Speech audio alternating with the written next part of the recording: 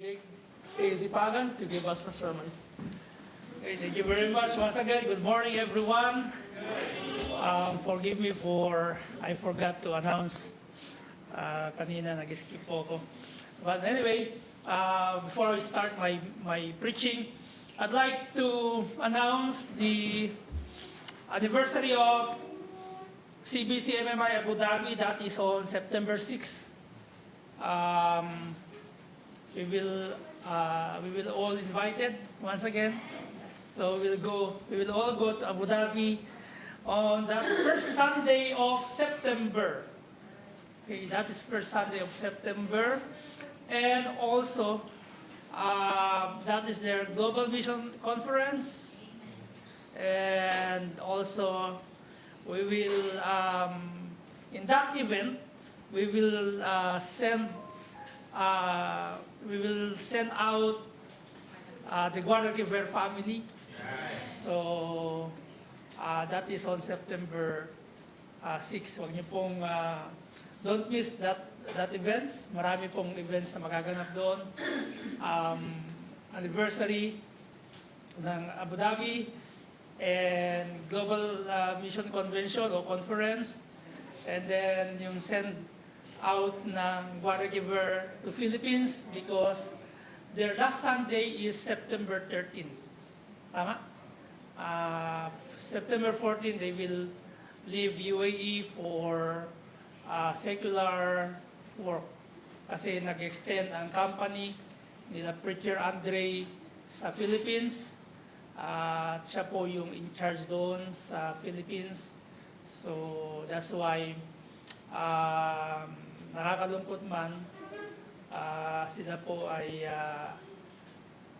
iiwan nila tayo, but not in bad,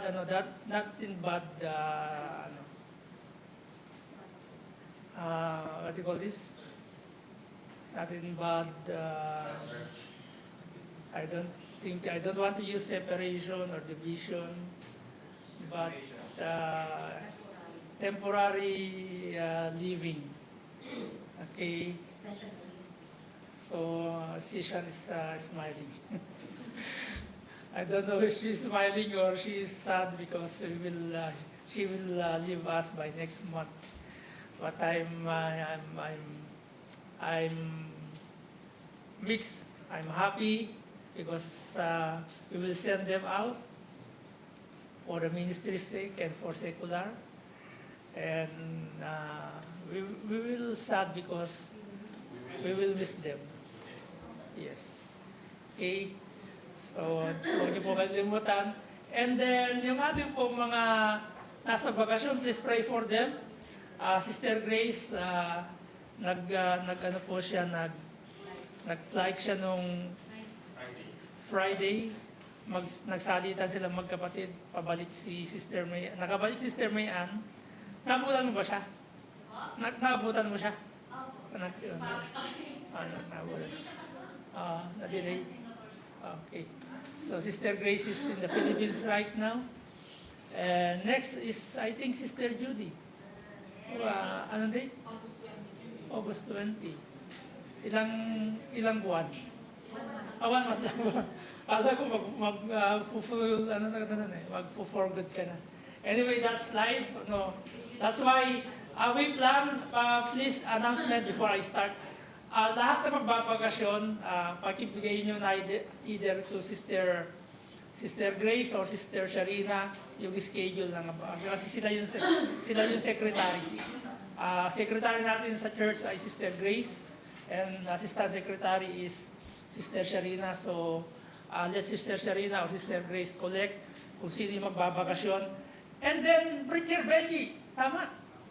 Hindi secret yun, ha? Hindi po secret yun. August, tentative date. Next week po. Next week. Kung hindi ko pa namin, kaya i-update mo ngayon. Sister Judy, Brother Preacher Benji, okay? And right now, yung mga brethren po natin sa yung Galvan family, sa kayong Texon couple ay nasa Hong Kong po sila. So, sabi ko, in-encourage ko sila. Exclusive lang naman. sa lahat ng outside of the country, pwede silang bigyan ng Zoom link para po makapag-join sa atin. Okay? So, yun. Alright, please turn your Bible with me in 1 Thessalonians. 1 Thessalonians. But before that, I'd like to greet Brother Raymar. Belated happy anniversary. July 31. Kasi ang nilagay yata yung August eh. So July 31 is the anniversary of Mr. and Mrs. Santiago. Okay? So ipag-pray natin. Nakalimutan mo? Okay, so July 31, ka-birthday ko po yung kailan pong kasal.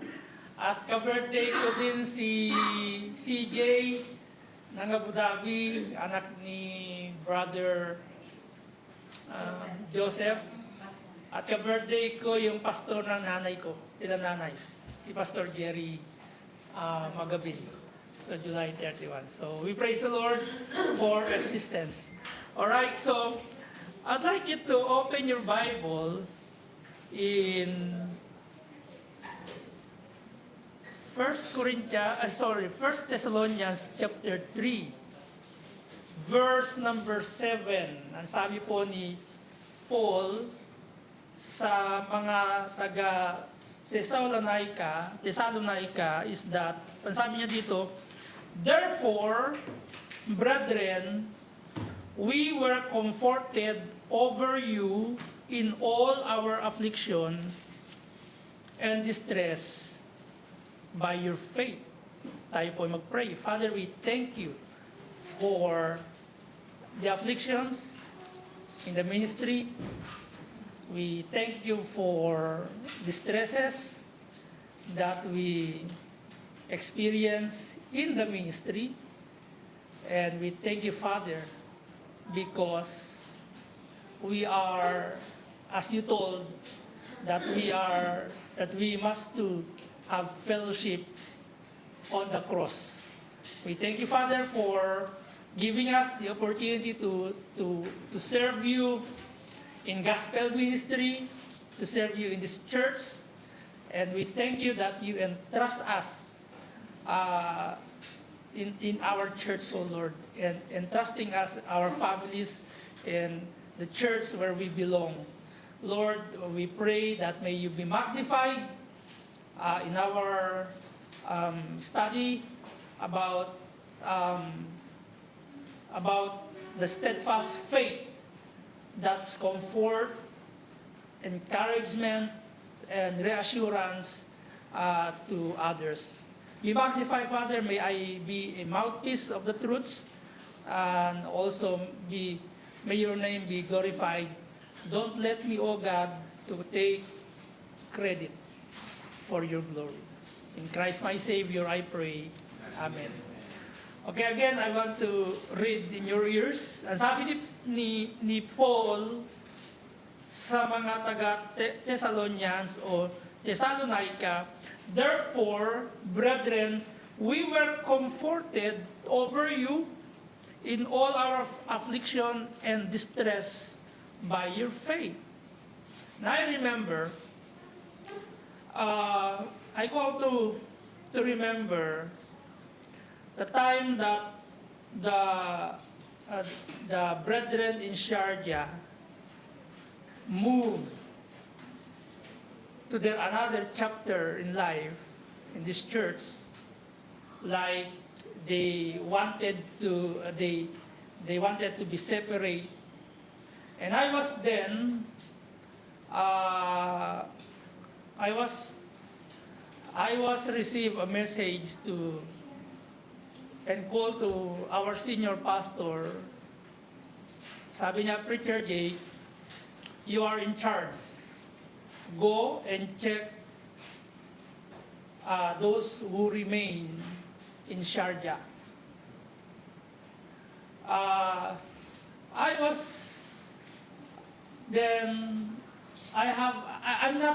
don't have any grudges with some people accused me to be a spy in Sharjah. I don't have any grudges. They accused me to be spy of Pastor Ben. But when I heard to Pastor Ben, go and check kung sino yung naiwan, comfort them, encourage them to continue. That's the command I have heard to our senior pastor. Okay? The message of 1 Thessalonians is all about practical application and encouragement of Paul to this very young church that Paul's and companion established in Thessalonica. We can see in 2 Thessalonians chapter 2, verse 17 to 20, and chapter 3, makikita po natin dun yung longing ni Paul. Makikita po natin yung fears ni Paul.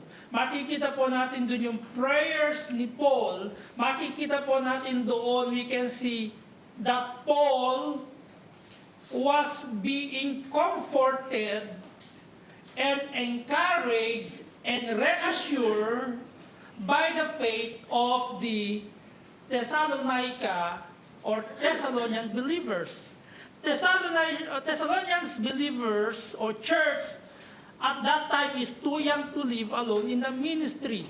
Kaya nandun yung takot ni Paul, nandun yung longings ni Paul, nandun yung prayers ni Paul, at yung bang pananabik niya to see them to fulfill his lack of faith or lackings or yung pagkukulang or shortcomings ni Paul when it comes to nourish them, when it comes to encourage them, to teach them, to impart faith to them.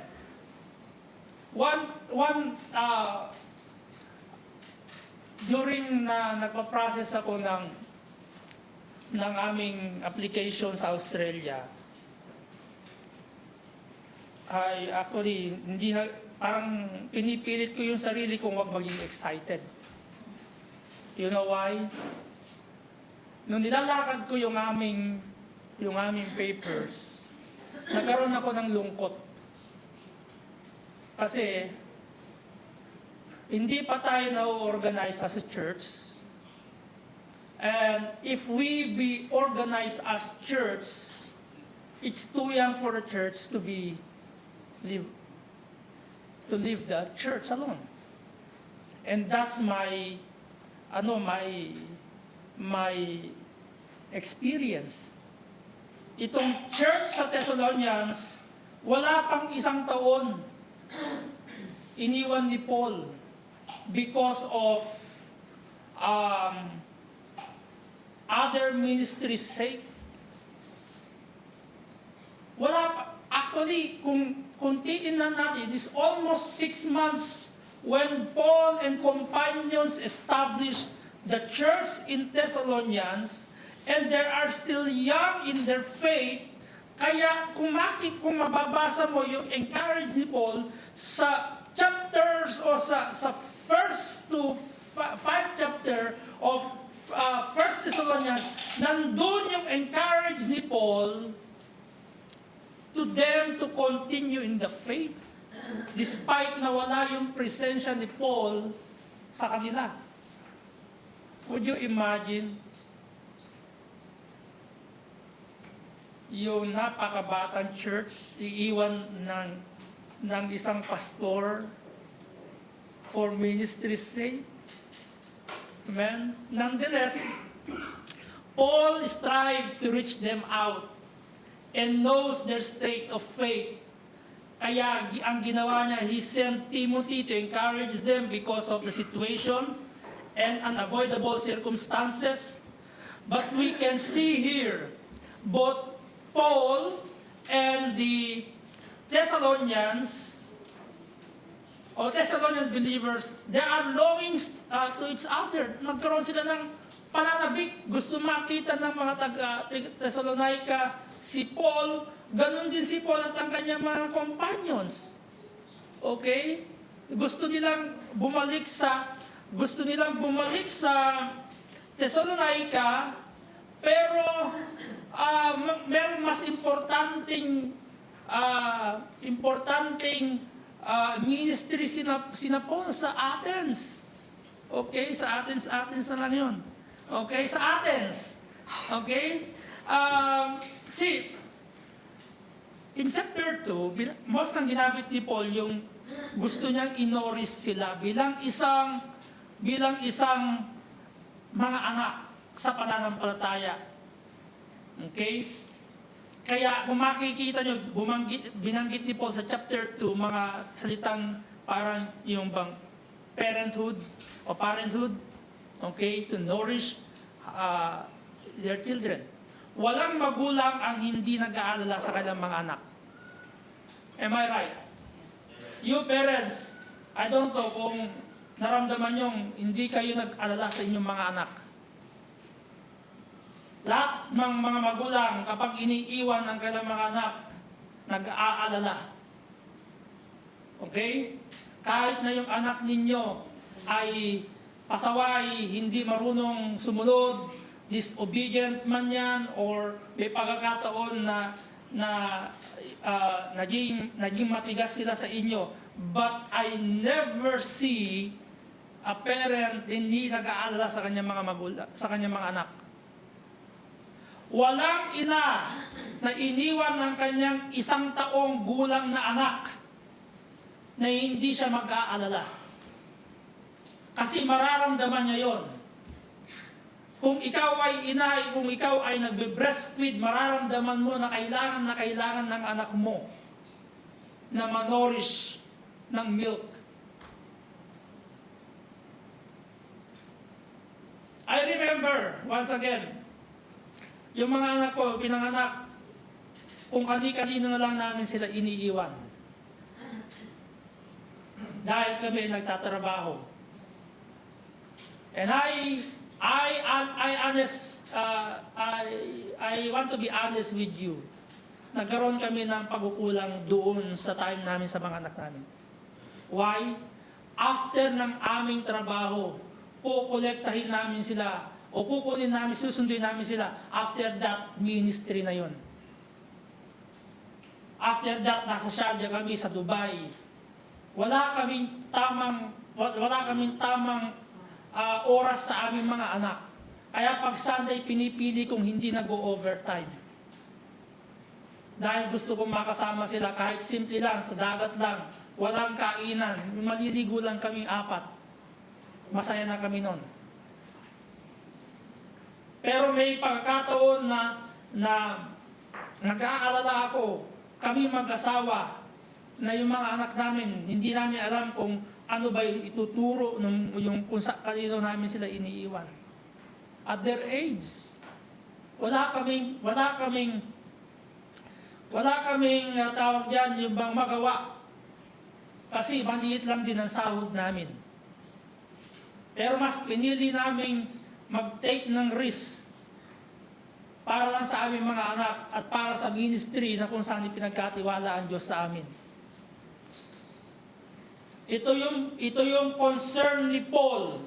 Iniwan nila yung church sa Thessalonica na wala pang 1 taon. Kaya nandun yung longings niya, nandun yung prayers niya, nandun yung takot niya na baka yung kanilang labor ay masayang. At makikita po niyo dito sa ating text, sa ating passage, that there is a afflictions. Paul, in verse 1 and 2, makikita po natin dyan, yung bang nandun sila sa Athens, pero iniisip niya yung kalalagayan ng kanyang mga sineran ng gospel, nung kanilang sinimulan ng gawain sa Macedonia. By the way, Macedonia is yun yung sumasakop sa Thessalonians. That is, in modern, is yung Greece. sa modern country ngayon is Greece. Okay? Kaya ang gusto ni Paul, sila ay tumatag. Afflictions may be the hindrance to faith. Every believer is prone to distresses.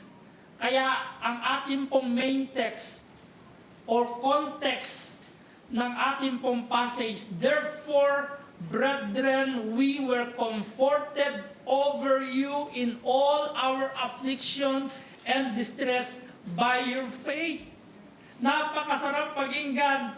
Halimbawa man, loobin ng Diyos na kami ay nandoon sa Australia at iniwan ko ang gawain dito. Ako ay actually, parang ayaw ko na nga tuloy umalis eh. Alam mo yun? Kasi, ayaw ko nang masaktan. Parang gano'n.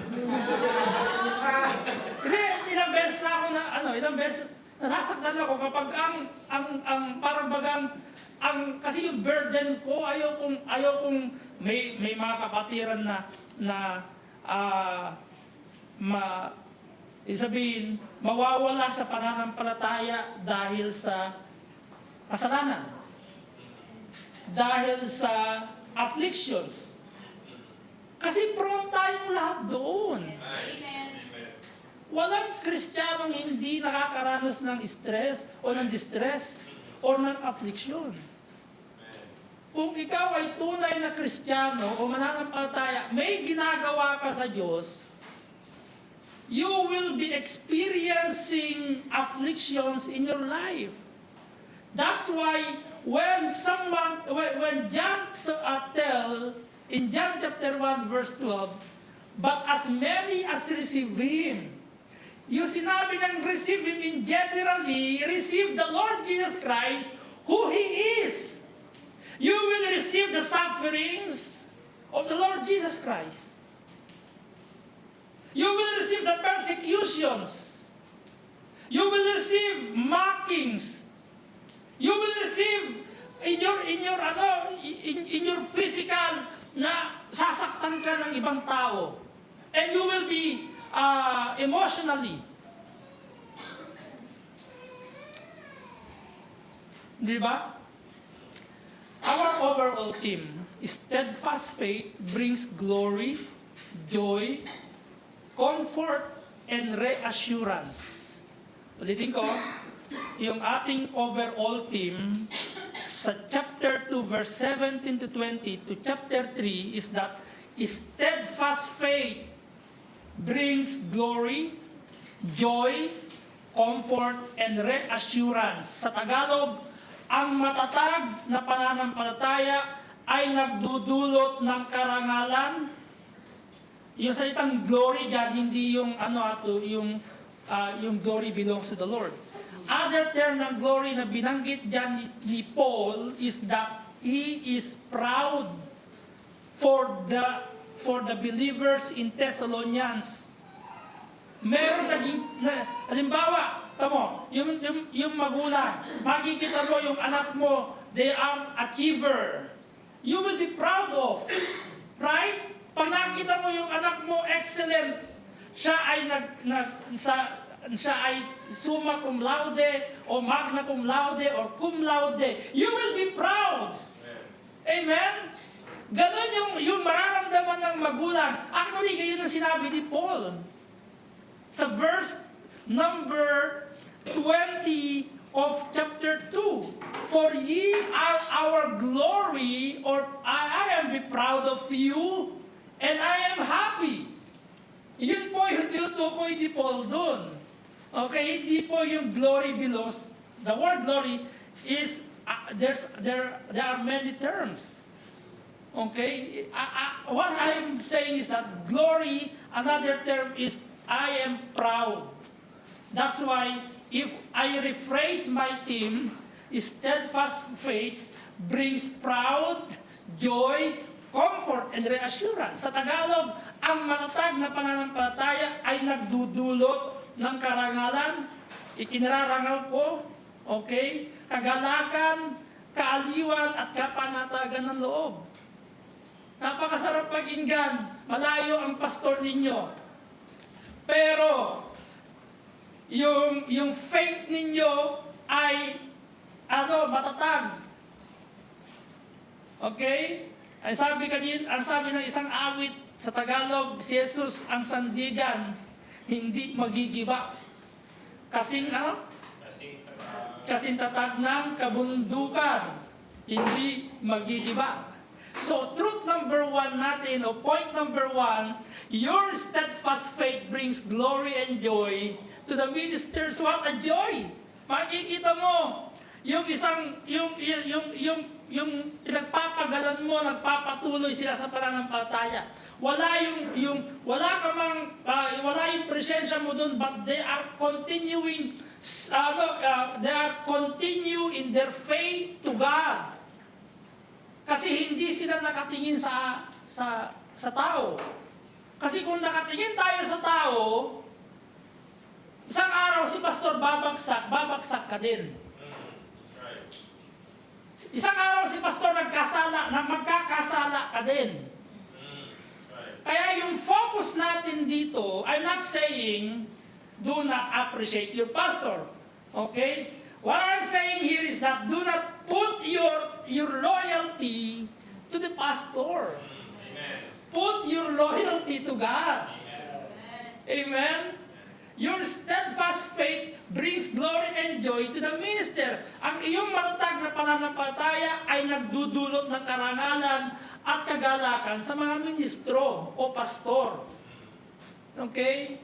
Sabihin mga kapatid, nakikita na kahit na malayo yung pastor mo, yung minister mo, o malayo ka sa pastor mo, nagpapatuloy ka, hindi ba masaya yun? A while ago, marami akong minessage sa pastor ng ibang mga church sa mga kapatiran. Kaso lang, umalis sila dito. Paalam ko pa naman sila sa kanilang pastor, pastor, nandito po yung member ninyo. Pastor, napakasaya ko. Kasi yung tupa ng Diyos, nakakahanap din nakakahanap sila sa ibang lugar ng shepherds o ng pastor. Masaya yung pastor na yun. Kaso, 1 buwan, 2 buwan, 3 buwan, hindi na umaten dito. Kaya nahiya tuloy ako kay pastor. Pinaalam ko pa naman. Ay, sabi ko doon sa mga kapatid, alam mo bang pinagpaalam kita sa pastor mo? Pwede bang sabihin mo kay pastor, pastor, umalis na po ako sa church sila Pastor Jake. Kasi wala akong mukhang ihaharap. Kasi ang gusto nila convenient. Eh di pumunta kayo sa malapit na church. Sabi ko sa kanila, kung sana yung pinanalo ng ganun, ako mismo din yung magre-refer, pastor, meron pong mga believers dito galing Pilipinas na gusto pong mag-church sa inyo. I-endorse ko na po sila sa inyo. Period. O ngayon, pag nakita kami ni Pastor, kamusta na po si Sandro? Ay, Pastor, matagal na po hindi nag-church. Eh, nahihiya akong magpaalam, tapos isang araw hindi na rin attend dito. Okay? Pero nakita ko yung puso ni Pastor na, Pastor, praise the Lord. Kasi nakahanap sila ng church dyan. Ibig sabihin, magkakaroon siya nagiging proud siya na yung kanyang mga tupa na kahit na umalis sila, meron silang church na inaatinan. Okay? At masaya yun sa isang pastor. At masaya sa isang magulang na yung kanyang anak, bagamat nawalay, nakikita niya nagpapatuloy. Amen? Makita mo yung anak mo, iniwan mo, 20 years ago, naging addict na, sasaya ka ba nun? Meron ba masaya magulang na makita niya isang taon pa lang, nag-abroad si nanay, si tatay, at yung kanyang mga anak, pagka-uwi niya, puro mga lango sa alak. Diba? Napakasarap Pakinggan, nakita mo, iniwan mo yung anak mo kasi naghanap buhay ka at nakita mo sa Sunday school, umaawit sa Sunday school, isang araw sumasama sa soul winning team, sumasama sa evangelism, nakita mo yung anak mo bilang isang araw nakatayo na sa likod ng pulpit, umaawit sa choir, kasama sa choir. Hindi ba nagbibigay sa atin ng karangalan? Wow! Minsan kasi sinasabi niyo, anak ko yan. Hindi ba karangalan sa inyo yun? Amen? Hindi ba titingnan ng Panginoon, anak ko yan? Again, your steadfast faith brings glory and joy to the ministers. Notice in verse 17 to 20, I want to read to you. In chapter 2, ang sabi dito, but we, brethren, being taken from you for a short time in presence, not in heart, and devoured the more abundantly to see you, your face with great desire and do your longings ni Paul. Wherefore, verse 18, we would have come unto you. Gusto ni Paul na pumunta sa kanila. Even I, Paul, once and again, but Satan hindered us. Si Satan is the one hinders us to meet or to reach out those that are in needs. Verse 19, for what is our hope? Nag-conclude si Paul, or joy, or crown of rejoicing? Are not even ye or you in the presence of our Lord Jesus Christ at His coming? Verse 20, for ye are our glory and joy. Kaya kung mananonood niya yung binanggit ni Paul, sa verse 20, glory and joy. Amen. And longing to be with. But the good thing, despite of hindrances, nandun, in-express ni Paul yung pagiging, yung proud siya dahil sa kanilang pananampalataya. I already preached chapter 2 to you. Yung pinagdaanan ni Paul, ikinuwento niya sa kanila, ganun din si Paul. Yung Thessalonica, sila ay afflicted because of their fellow countrymen. Under that, steadfast faith leaves a proud or admirable impression to your ministers, even despite of hindrances.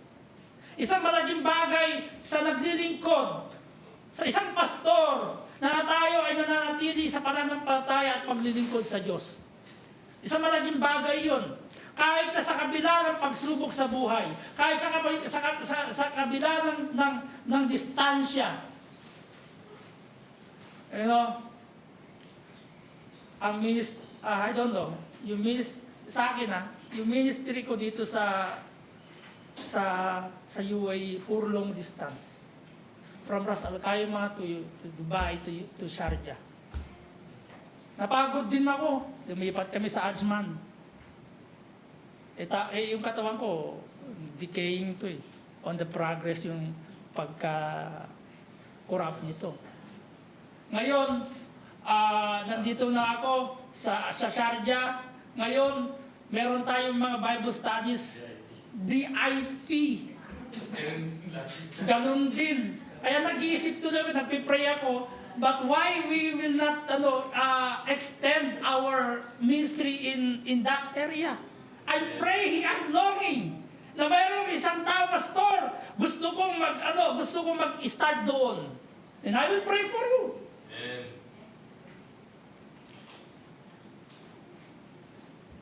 I'm longing to see our brethren in Kuwait. Many times I'm trying to enter in Kuwait. 6 times na yata. Hindi ako makapasok-pasok sa Kuwait. Buti pa yung sila Preacher Albert nakapunta na dun. Diba? But I'm longing to see Brother Benji Kabatik and family. Kasi gusto kong mapaglingkuran sila. Sa lahat ng mga bago po dito, I always offer to you, how can I serve you? I will serve you. How can I serve you? Sabihin nyo, pastor, gusto ko pong maging pastor. Tutulungan kita maging pastor.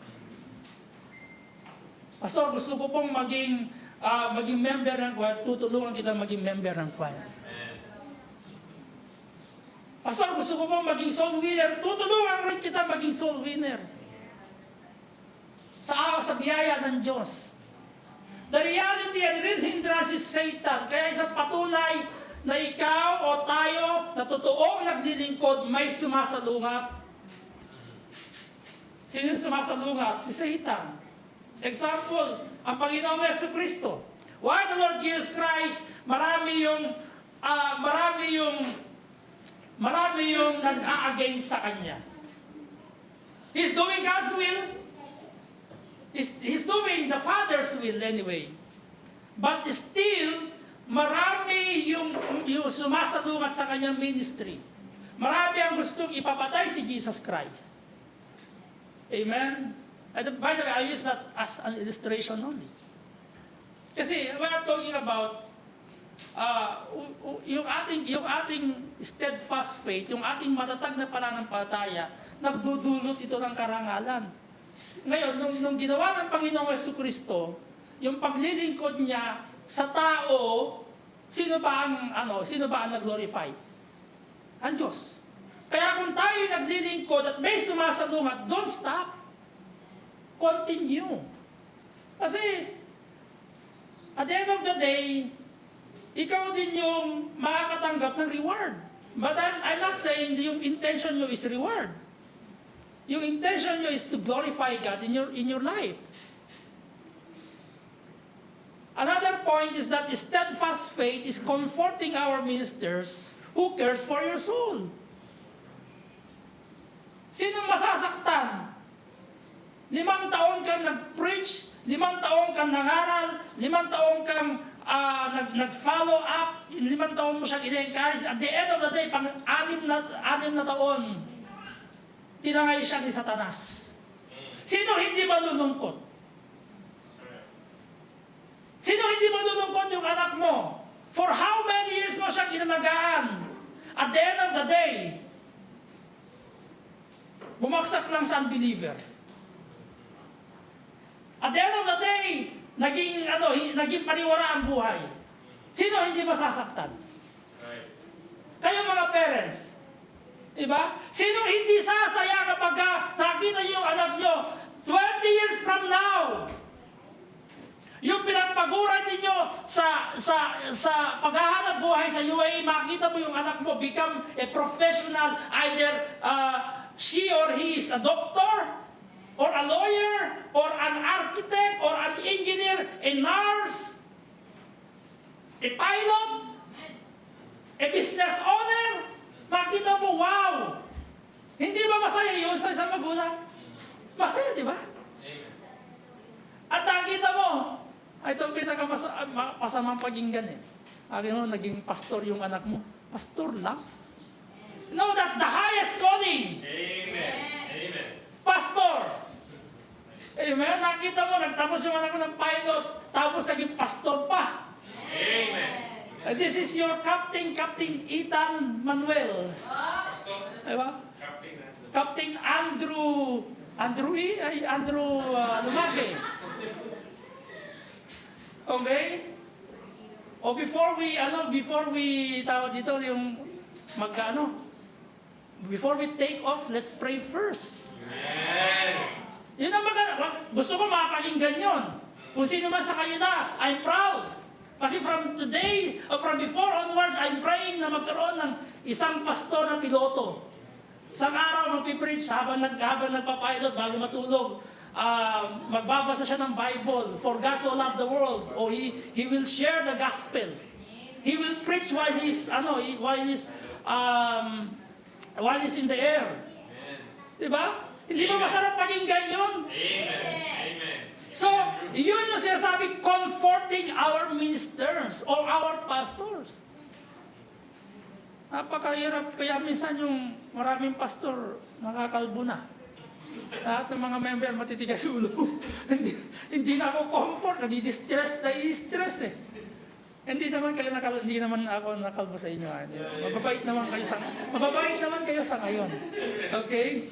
Amen. So again, steadfast faith leaves a proud or admirable impression to our ministers. And pangalawa, this is just supplemental truth.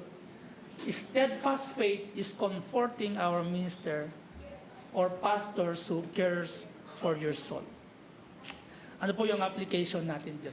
Despite of hindrances, we must to continue in our faith to God. In short, don't stop striving to do the service, most especially, to God, in prayer and in seeking God's help to enable you by His grace. Let's go now to point number 2. Truth number 2, as we says. Truth number 2, makikita po natin dyan sa chapter 3, verse 1 to 5. Chapter 3, verse 1 to 5. Ang sabi po dito, wherefore, when we could no longer forbear, we thought it good to be left at Athens alone, and sent Timotheus, our brother and minister of God, and fellow laborer in the gospel of Christ, to establish you and to comfort you concerning your faith. Dito mo, nag-alala si Paul sa Church of Thessalonica. That no man should be moved, this is an encouragement, by these afflictions. For yourselves know that we are appointed thereto, or thereunto, for verily, ang sabi ni Paul, when we were with you, nung kasama pa nila si Pablo, we told you before that we should suffer, or another term, we must suffer tribulation, or we must suffer affliction, even as it come to pass. And ye know, for this cause, when I could no longer forbear, I sent to you, or I sent to know your faith, lest by some means the tempter have tempted you, and our labor be in vain. Alam niyo, nais ako nung ginagawa ko yung message ko. Sabi ko, hindi naman ako spy eh. Pinadala lang ako ni Pastor Ben, parang nare-recall ko lang, to comfort them. Kasi minsan pumapalik sa isip ko, spy ba ako o ano ba tingin nila sa akin? Para tuloy ako 12 spies. Kasama ako kami ni Joshua, parang ganun. Okay? So, in point number 2, strive to strengthen the faith. May ginawa ba si Paul? Yes, may ginawa si Paul. I'm not against praying. I pray for someone, but I did. Aside from praying, I strive to reach them out. Noong Friday, bagamat birthday ko, kasi ayaw ko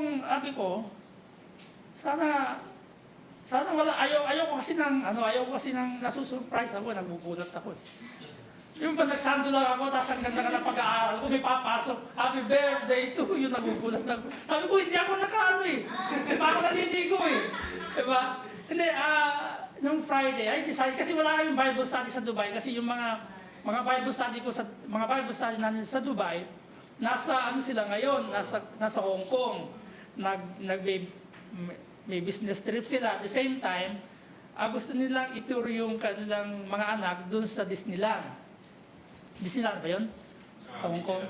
Okay. Kasi, yun. Sabi ko, nagpipray ako, sabi ko, sino kaya ang pwede kong mapuntahan na mabisita ko, ma-encourage? At nag-isipan ko na kung magso-soul winning kami, nakikita ko kasi ngayon, pag nagso-soul winning kayo, mga tao, mainit, nasa loob ng, nasa loob ng bahay. Tapos, sila Preacher Albert, pupunta sila ng Dubai. Sabi ko, buti na lang, yung family ng Calwen nag-respond. Sabi ko, tara, alis tayo, muna tayo dun sa, magbisita tayo. Kahit na hindi ganun kalaki yung kwarto, para kaming sardinas dun. Nakita nyo naman sa picture, di ba? Para kaming sardinas dun. Pero nag-devotion kami, nag-pray kami dun. Wala akong pipiliin. Kahit na standing ovation kami, walang problema. Basta tanggapin nyo lang kami dun. Hindi kami maghahangad ng juice, hindi kami maghahangad ng kape. Ang gustong-gusto lang namin gawin ay makita kayo at mag-pray tayo at mag-devotion tayo sa salita ng Diyos. I'm not on the place lang na maganda yung kayo ng sofa. Hindi. Diba, marami tayo naranasan sa Dubai. Standing ovation dun. Nandun ka ba yung Brother Sandro? Nag-start tayo, si kuya mo pala, di ba? Standing ovation kami. Sa Satwa. O, tumigil ba kami? Huwag na tayong pumunta doon kasi ang liit-liit ng area. Hindi. Actually, mas gusto pa nga namin ganun eh. Di ba? Mas nag-enjoy kami, mas nag-challenge kami, mas nabibless kami. Amen. So strive to strengthen the faith and encourage and comfort the brethren. Pagsikapang patatagin ang pananampalataya at palakisin ang loob at aliwin ang mga kapatid. Hindi ba nakakaaliw yun? Yung matagal ng mga kapatiran, hindi nakakasama, pinuntahan mo, nag-strive ka. Not just to mention them in prayers. Si Paul, hindi lang niya pinagpe-pray sila. Nag-strive siya. Strive means effort. Mag-effort ka naman. Mag-pray ka. Pasensya na ako nanonood si Brother Benji. Ako nag-effort naman ako pumunta sa Kuwait eh. Pero lang yung Lumagi family. That is an effort. Wala akong ibang options kasi unang-una naban yung Pilipino doon sa Kuwait. Pangalawa, ilang taon na ban yun, di ba? Tapos pangalawa, may category lang yung pumunta doon. Di ba? Pangatlo, nagsara. O pangapat, ang daming nangyayari. Ngayon na nag-open. Amen? So, ibig sabihin, the purpose of Paul sending Timothy to the Thessalonian believers is to strengthen them, encourage them in verse 1 and 2, that they may stand strong in their faith because of the afflictions, that they might be disturbed or hinders them to continue in the faith. And also, he wants to know their state because he is longing to see them. Alam niyo yon? Gusto mo, ano kaya ginagawa ni Brother Benji? Still, nagbabasa pa ba kaya siya ng Bible? Nagpe-pray pa ba kaya si Brother Benji? O nagpe-pray pa kaya si brother o sister? He wants to know. Okay? Yun yung cares ni Paul sa kanila. And also, he wants to know their state because he is longing, because Paul's fear that their labor shall be in vain because of Satan. Why we need to strive? Again, yung salitang strive, other definition of strive is to give an effort. Magbigay ka ng effort mo. Hindi lang yung nagpe-pray ka, I'm not against prayer. Pero give an effort. Magbigay ka ng tawag ito ng effort mo to reach them out. Ano encouragement ko sa inyo? Pagka hindi lang kayo nagpe-pray, bisitahin ninyo despite ng distance. Ito kasi rational sa mga believers eh. Pastor, ang layo. Alam niyo, napakadali ng lahat ng transportation ngayon. Noong araw, kabayo, camel, donkey, yung mga ginagamit, lakad, in order to reach those people. Okay? Hanggang ngayon pa ba, yun pa rin yung problema natin, yung transportation. Yung pumunta ng Abu Dhabi, 3 hours na lang. Maximum 3 hours. Amen? Mga kapatiran natin sa Ras Al Khaimah, every Sunday, they will support Abu Dhabi. Every Sunday, they will support Al-In. On next Sunday, the family of Preacher Albert will go to Abu Dhabi to support, to Al-In, to support. Last month pala ang family of Guarda Kiver, we send them to Al-In. Okay? Family muna isa-send ko doon. Saka lang si Preacher Benji, sirap yung pag may family na siya. Kailangan niya magkaroon ng family bago siya isi-send doon. Okay? Again, the hindrance to encourage and comfort the brethren is the distance. I know, lahat yan nagiging rational sa mga mananampalataya. Lalo na ngayon, lalo dito sa UAE. Bakit? Pastor, ang layo. Bakit? Pastor, ang init. Yung distansya, yung location, yung klima, lahat na lang pwedeng idahilan para hindi gawin yung kalooban ng Diyos. Amen? Ano, sa makatuwid ay, ano yung makikita natin doon? Yung convenient na lang. Okay? Supplemental truth supplemental truth A. We have all the capacity to reach out at any cost.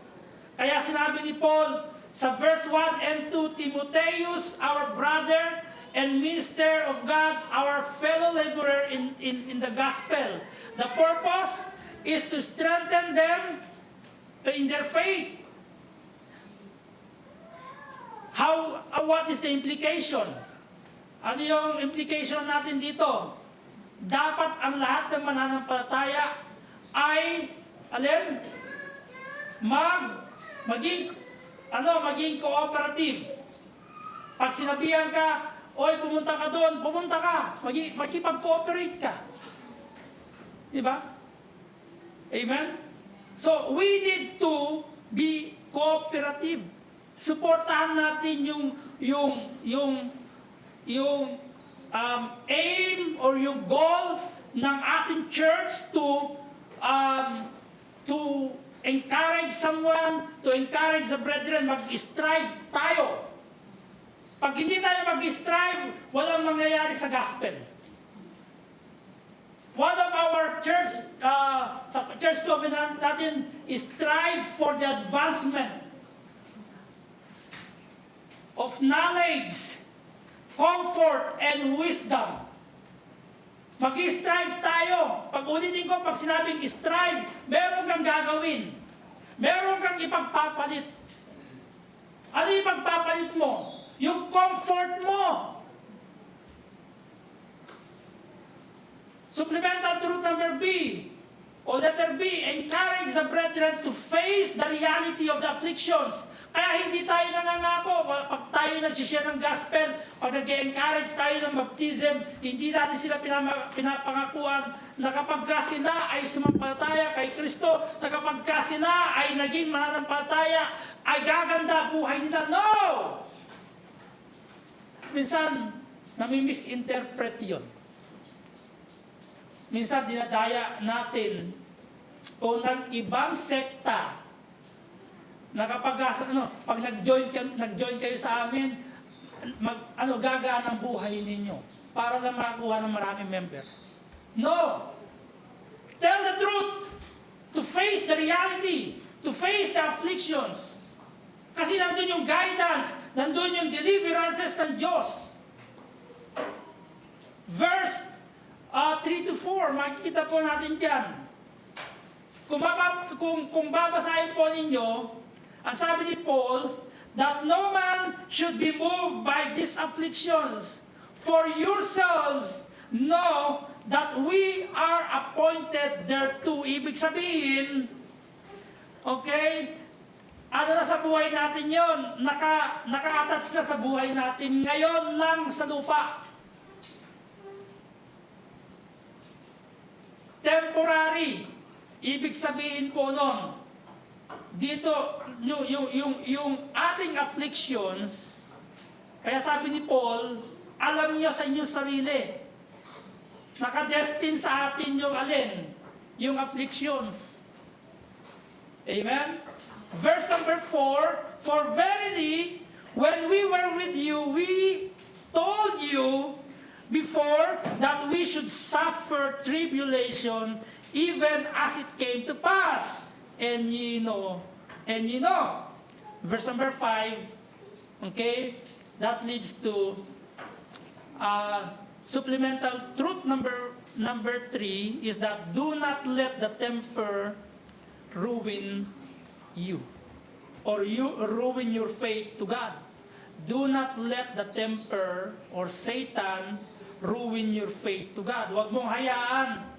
Verse number 5, kung papansinin mo dyan, For verily, when we were with you, we told you before that, verse number 5, For this cause, when I could no longer forbear, I sent to know your faith, lest by some means the temper have tempted you and our labor in vain. Yung effort ng mga naglilingkod sa inyo, yung effort ng mga nagmi-minister sa inyo of the gospel, masasayang lang kung hahayaan natin na si Satan ay i-ruin or distract us or disturb us in our faith to God. Siyempre, gagamitin niya yung afflictions. I want to illustrate to you the life of the Lord Jesus Christ. Hindi siya nagpatinag kay Satan. After his baptism, after the Lord Jesus Christ, what do you call this?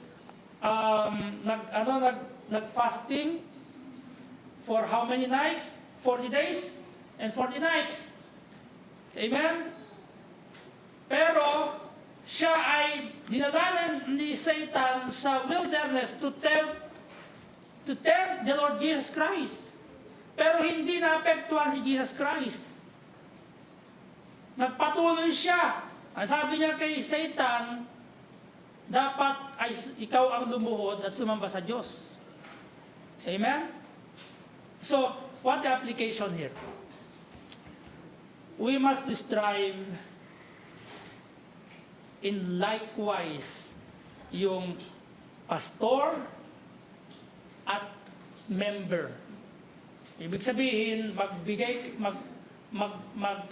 kayo ng effort para maglingkod tayo sa Diyos.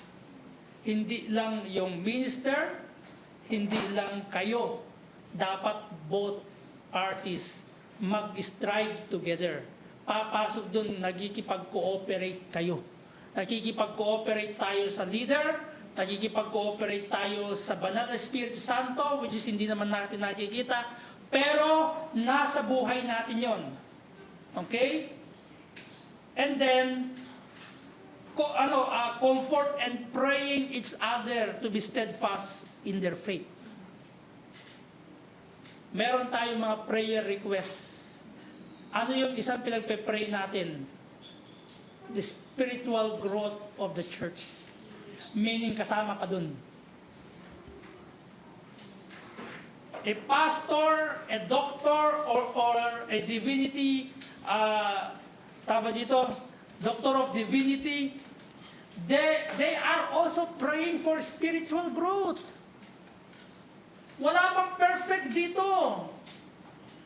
Ito yung takot ni Paul at ito yung takot ng mga ministers sa verse number 5. Kaya kung kayo ay fina-follow up ni pastor mismo, hindi ibig sabihin nun, pagagalitan kayo. Kinakamusta lang kayo. Kamusta ka na? I'm praying for you. Amen? Nakakatanggap kayo sa akin nun. Sino mga nakakatanggap ng message sa akin nun? I'm praying for you. Daily in my prayer time, you are in the list. I know your situations. I am not God. Okay? But I know your situation. I know you need. I know your needs. Either that is basic or that is spiritual. I know. And you know my needs. Amen? And that's why, ulitin ko mga kapatid, I will not finish my message. This is a series. I'll just give my conclusion here. How can we strive to strengthen the faith and encourage and comfort the brethren? Paano tayo magsisikap na patatagin ang pananampalataya at palakasin ang loob at aliwin ang mga kapatid? Magbigay ka ng effort. Ano yung effort sa Tagalog? Nakalimutan ko. Maglaan ka ng effort. Ha? Oras. Maglaan ka ng panahon. Hindi kasi effort to eh. Okay? So, ibig sabihin mga kapatid, doon papasok yung you care to each other. That's why I encourage those who yung mga nagdi-disciples. That's my encouragement. Give at least one day, spend your time to your disciples. Hindi naman 24 hours na. 1 hour is enough to be with your disciple, or at least man lang encourage mo siya, i-chat mo siya. Amen. In order that they may be comfort, they will strengthen. Ay, naalala ako ni brother ganyan. Naalala ako ni sister ganyan.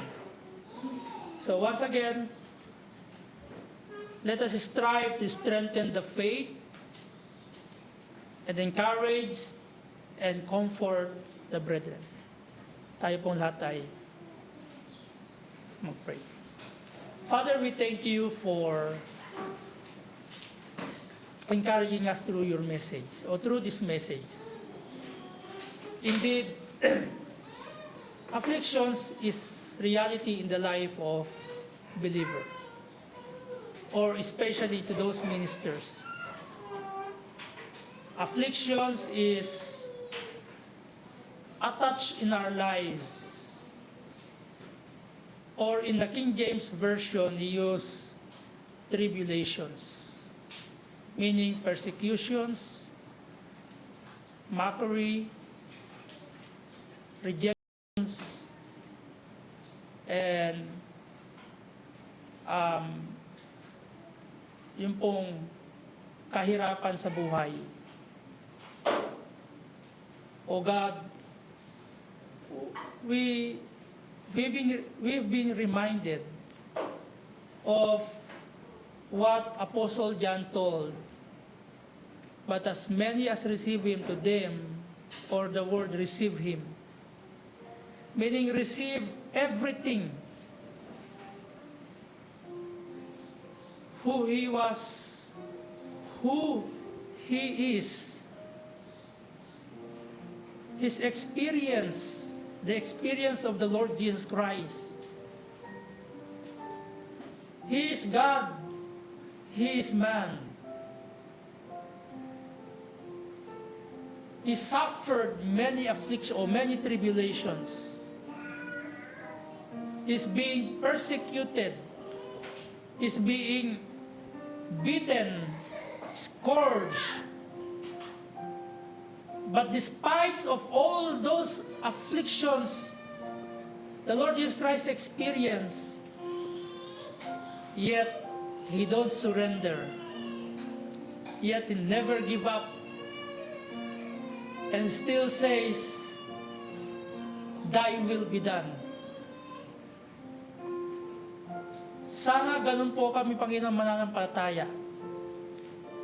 Na kapag kami may pinagdadaanan, even that is very personal, or even that is in the ministry,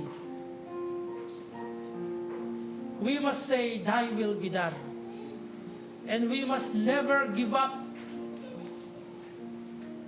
in our faith. A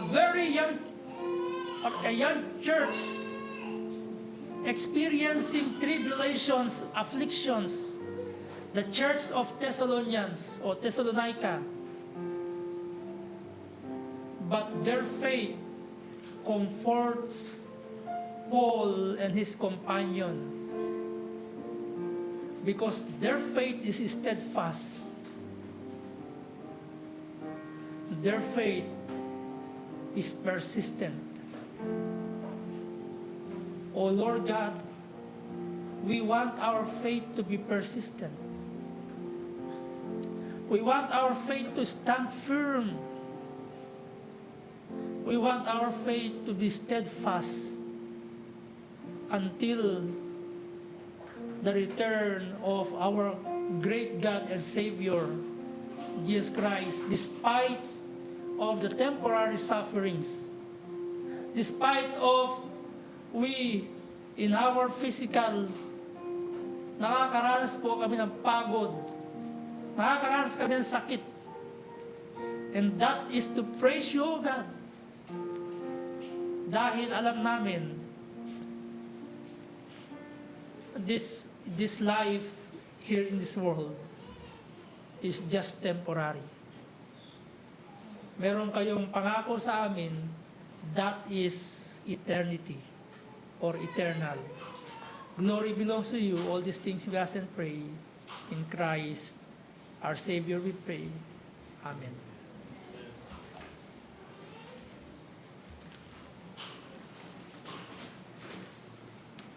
Once again, let us sing a last hymn. Please open our universal hymnal in hymn number 272, in our universal hymnal 272. As we close, let us fix our hearts on the hope of Christ's coming when faith becomes sight.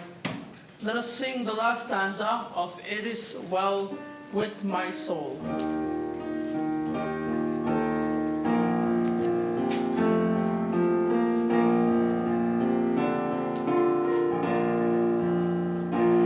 And more is the day when the faith shall be start. The clouds be rolled back as a scroll. The trump shall resound, and the Lord shall descend. Praise the soul, it is well with my soul. It is well with my soul.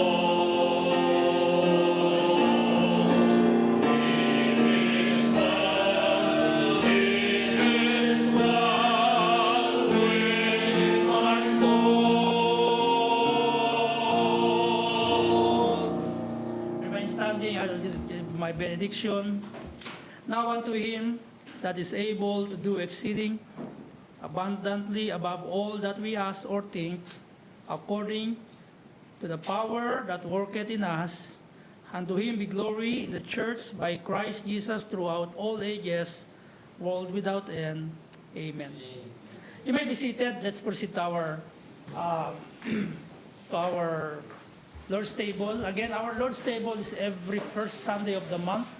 And don't miss it because it is vital